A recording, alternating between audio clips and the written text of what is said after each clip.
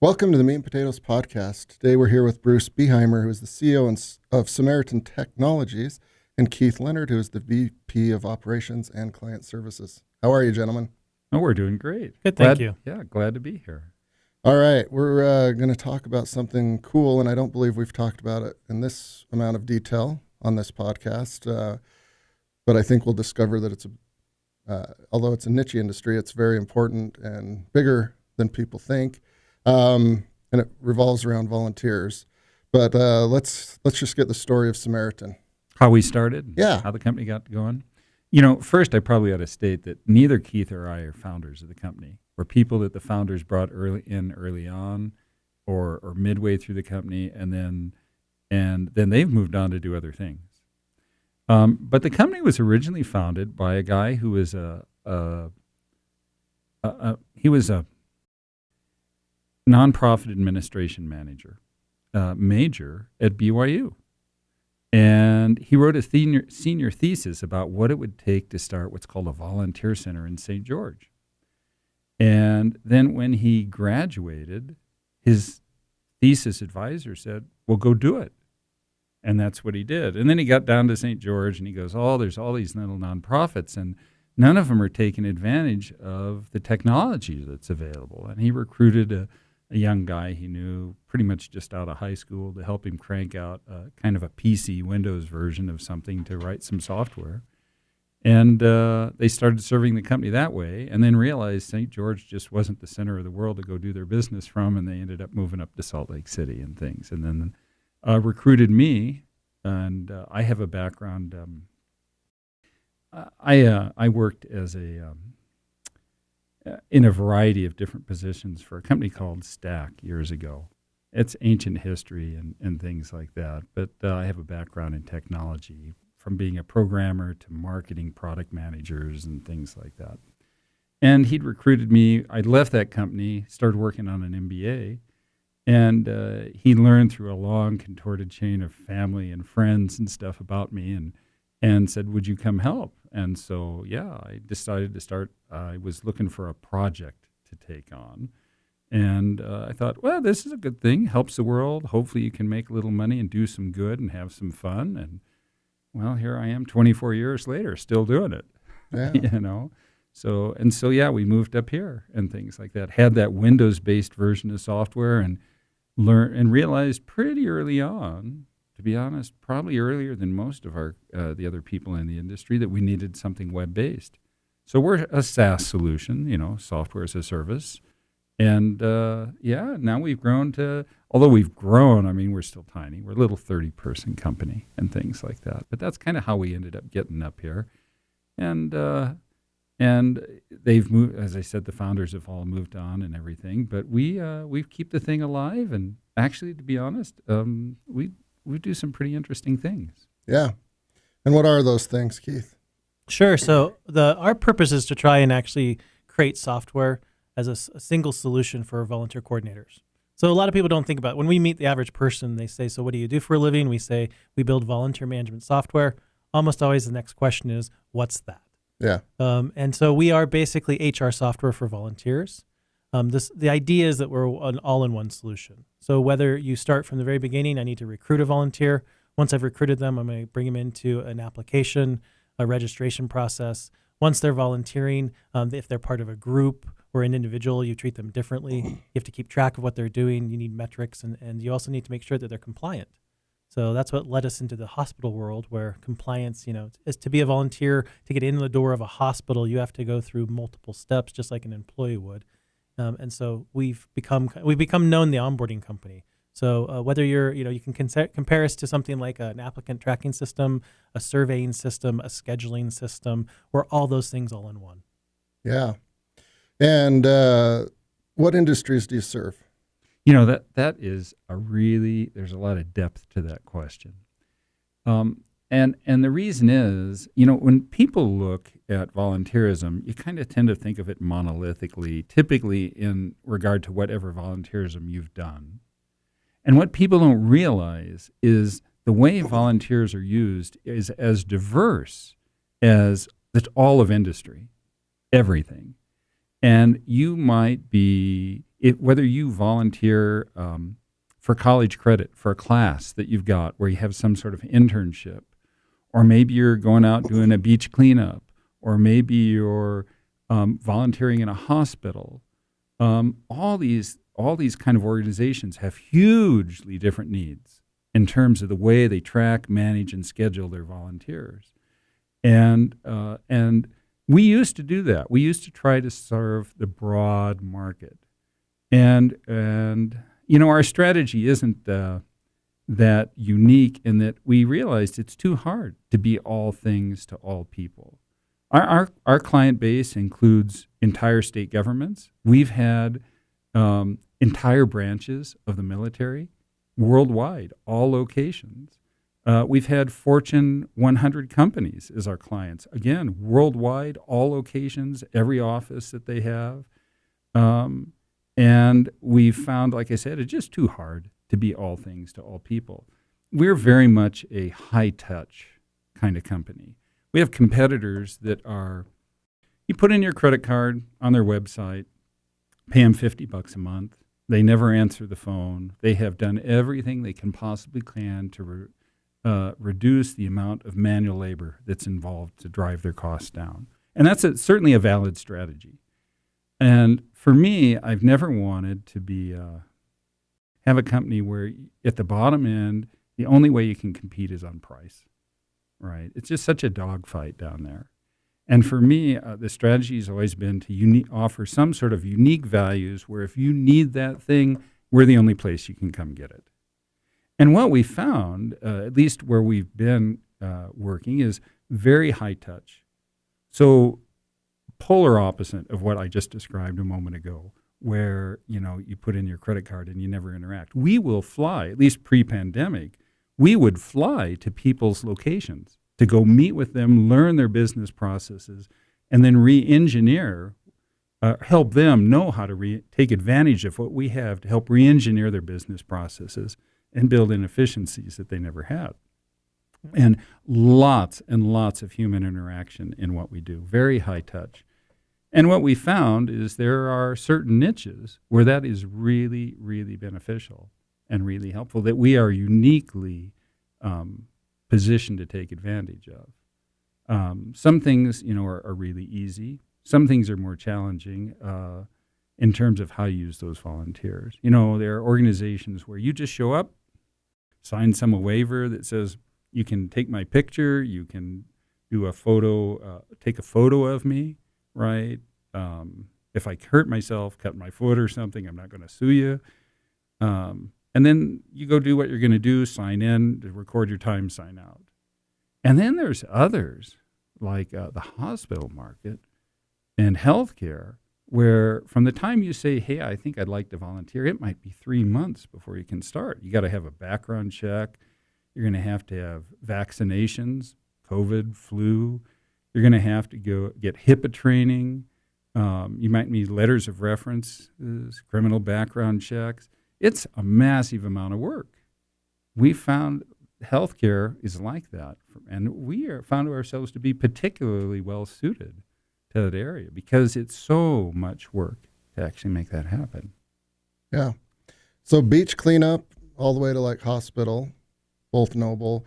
I was on the RBC Canadian Open golf tournament website to see who the field was so I could make a few bets. And they had right at the top volunteer, right? And we do some golf tournaments, and I'm thinking that is somebody's job to manage all of those volunteers. And I'm like, I wonder what their onboarding process is like. They obviously need to know golf, when to hold up the signs, to be quiet, right? Like they identify any hecklers. And I didn't envy whoever's job it was to coordinate those volunteers. Yeah, that's an example of part of the market space. So about 23% of volunteerism is actually in fundraising. And so fund foundations are one of the type of market that we serve. And that is very much what you just described. So they're going to be recruiting volunteers who are both trained and untrained volunteers. So simple volunteers who might be runners to a coach, for example. And so they'll go through different processes, and our software is what you would use to manage all that. Yeah. In those cases as well, the other big question becomes scheduling. So, while we work, as you heard, the hospitals have been kind of, because of the complexity, the level of complexity in hospitals, we find ourselves very, very well tuned to that market space during the pandemic, where volunteerism stopped happening. At the pandemic, everyone kind of stopped and said, closed their shops. However, at the same time, health departments suddenly became massive volunteer locations, and we happen to work with health departments. So as you mentioned, we work with federal, state, county governments, city governments as well. And the health departments, it turned to they were the emergency management during pandemics, during health disasters. And so we found ourselves working with a lot of different hospitals. At one point in the pandemic in January, when the first wave of vaccinations were occurring, we saw 11% of all vaccinations in the country were done at sites where they were using our software to schedule their. It's a combination of employees and volunteers. So it was, we at Samaritan, we would live through this kind of experience where every single day we went to work. My son actually, my wife asked, my son asked my wife, why is Dad, gone so much? And she thought for a minute. She said, well, Dad's like a hero. So he made little superhero badges for everyone at work. And so during the pandemic, we were little superheroes helping to basically vaccinate and get us out of that pandemic. So when everyone wanted to, get out of their homes, it's like we got to do something. So we were lucky and proud to be part of that. Yeah. And that's a big number, 11%, because logistically, that was a big undertaking, right? Somebody's got to make it. Well, somebody's got to figure out how to make it, and then distribute it to shots and arms. Several hundred million. That's right. Yeah. At one point, if you add up our clientele, it works out to about 14 million people in the country under jurisdiction served by people using our software to manage volunteers. Right. Specifically for the vaccinations and everything. Yeah. Yeah. It's really interesting. Again, we are this little company. We're 30 people-ish, right? And yet, it's funny. You get involved in things like these vaccinations and the pandemic.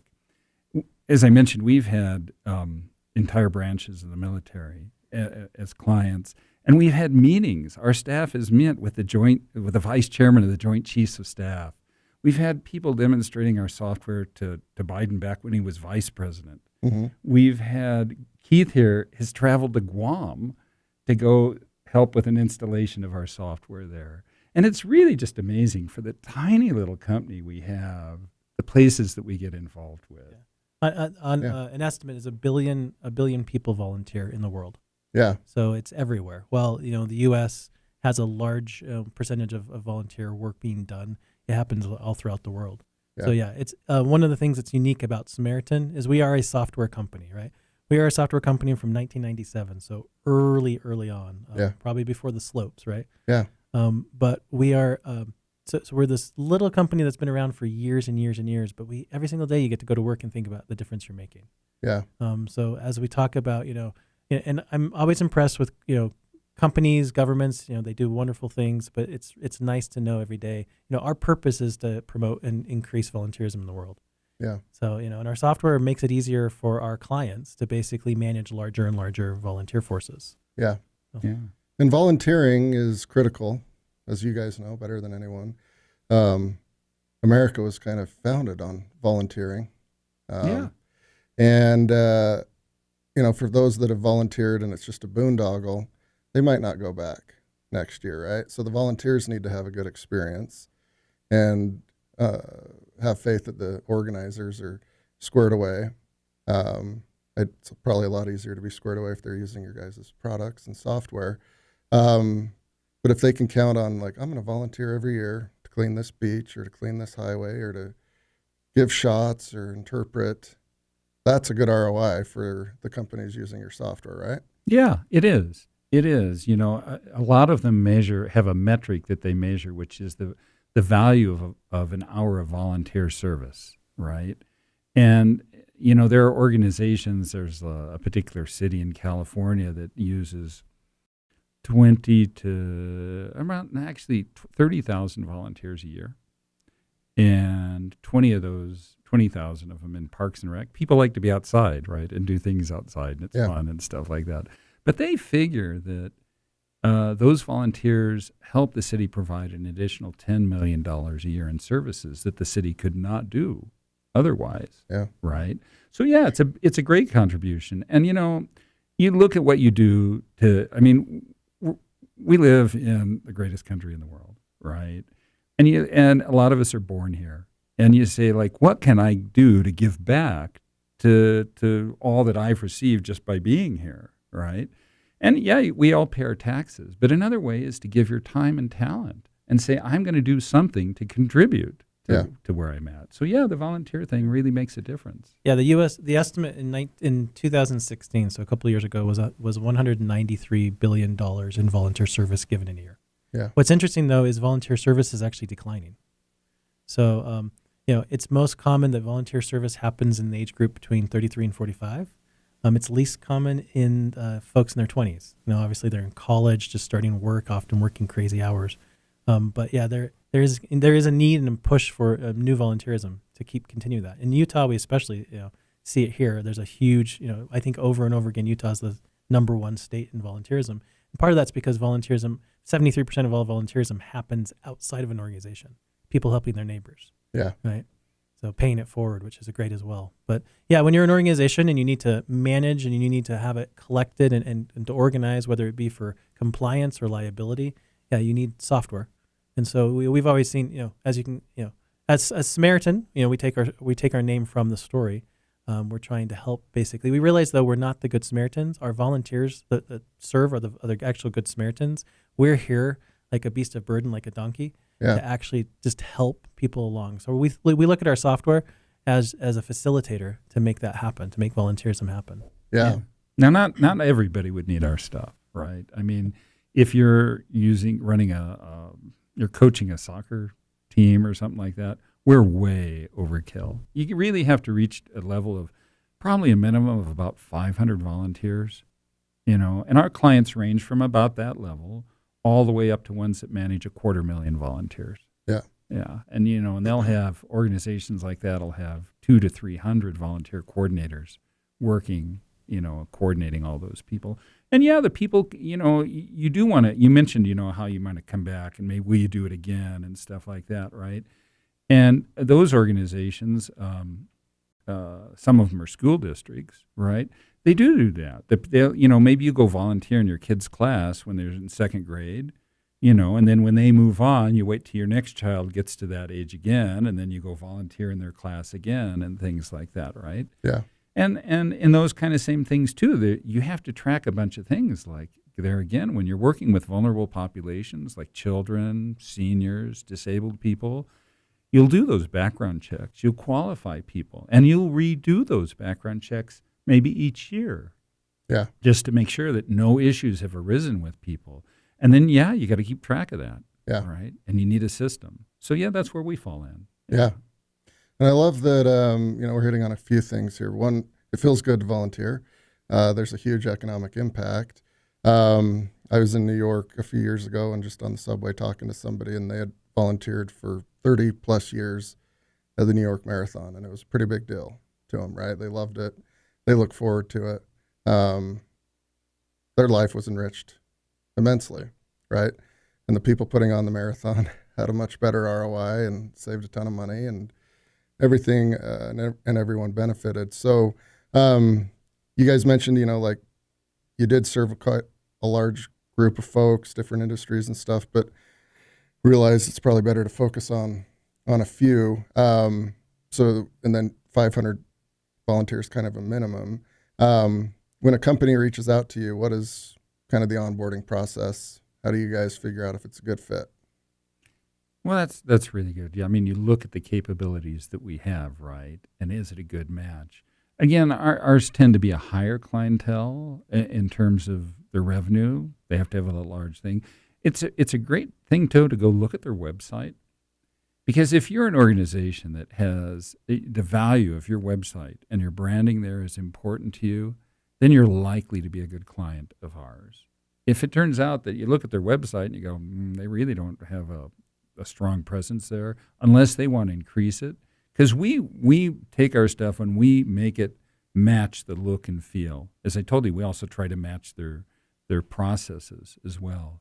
And as Keith said, it's their onboarding. If they have a complex onboarding process, then that's where we are. Just as he said, we're similar to applicant tracking kind of areas and things like that. Yeah. Really look at there's a capacity maturity model, which talks about how organizations mature over time and the complexity increases. So generally, we don't find small organizations or new organizations. They're doing most of it on paper. Mm-hmm. It's really as they're moving off of paper. Very commonly, actually, we're their second acquisition of a software. They've tried one of the ones Bruce described, an easy kind of cookie cutter, and now they're looking for something a little bit unique. In accounting, if you were hired as an accountant, you're asked the question: are we using the international standard or the U.S. GAAP standard? In volunteerism, there is no standard. So when we talk to a client, a lot of what we do in the sales process is first asking them about their processes. We're really trying to kind of find a solution right for them to make sure we partner well. So we'll ask them a lot of questions about how they're managing their volunteers. As Bruce said, it focuses a lot on onboarding. So a lot of the clients we first work with are really doing a process improvement. So as we interview them and go through that process, we're learning where we could find some inefficiencies and can help them by using software to do that. So some of the techniques are not necessarily innovative in the industry. We're not doing blockchain. We're helping them with integrations. We're making sure, for example, with background checks, a lot of folks are doing background checks manually. We integrate with background check providers all the time. By doing that, we save their time. So one of our purposes is to basically help them manage people and not paper. They're spending way too much time with that. So we try to basically, find where their inefficiencies are and streamline it. Yeah, it's really interesting. You go visit some of these people's, and this is anecdotal, but it's true. It's just so true. You go to these volunteer managers, often in hospitals and things like that, and they have these manila folders on their desk, and there'll be a stack for people of applications that they have to review, and then there's another stack of people that need to be interviewed, and another stack that need their background check, and another stack that need their HIPAA training. And they just move the folders from stack to stack to stack. Massive amounts of paperwork. In fact, when you look to what makes a business case for us, particularly in healthcare and in hospitals, it's really interesting to see that there's a strong business case. When you in a hospital, as we mentioned, it's a massive amount of work to come on board. The other thing is that they are heavily regulated. There's an organization called the Joint Commission that comes into hospitals and audits this stuff. The way they do it is they walk in and they at random pick somebody they see in the hospital, and they go, that guy over there. And then they follow that person to every single person, piece of equipment, process, procedure that person is exposed to while they're in the hospital, and they audit those things. And if something is out of line, the hospital has 90 days to fix it, or they lose their certification as a hospital. So there's massive amount of work here involved, paperwork, bureaucracy, that kind of stuff that has to be addressed. That's important to every aspect of it. Strong regulation of it. We picked healthcare also because healthcare is, in general, non-cyclical, right? As the economy goes up and down, unlike the auto industry or houses, healthcare people's always paying, and it's pretty well funded. Mm-hmm. So being well funded, non-cyclical, a massive amount of need, and strong regulation to enforce that there's a pretty good business case right there. And so, that's where we found that a focus really helps. And we fit that need, and we focus there. And we're having pretty good success at it. We made that decision about 3 years ago. However, the pandemic was a bit of a wake-up for us, because in healthcare, when the pandemic hit, all of a sudden, all the hospitals can't do elective surgeries, and that's where they make their money, is on the elective stuff, and they can't do it. And then beyond that, the volunteers don't want to go to the hospital because that's where all the people that have COVID are. Right? So all of a sudden, they're shutting down their volunteer programs and everything. And it was a bit of a concern to us, when that happened. And how's that going to work and everything? And then it turns out that what we make actually helps out in the pandemic. And if we found that when healthcare drops, at least in a pandemic, fortunately there's another side to what we make and what we do, where we can step in, help out. And we have, we have, as Keith mentioned, county governments that do this stuff. We have the largest major metropolitan centers in the United States as clients, entire state governments as clients. And these people step up in these kind of events. And it actually really nicely filled in when we had the decline on the hospital side. Then public health just picked up, and it was really complementary. Yeah. Yeah. Very cool. Do you guys know off the top of your head how many volunteers there were for the 2002 Olympics here?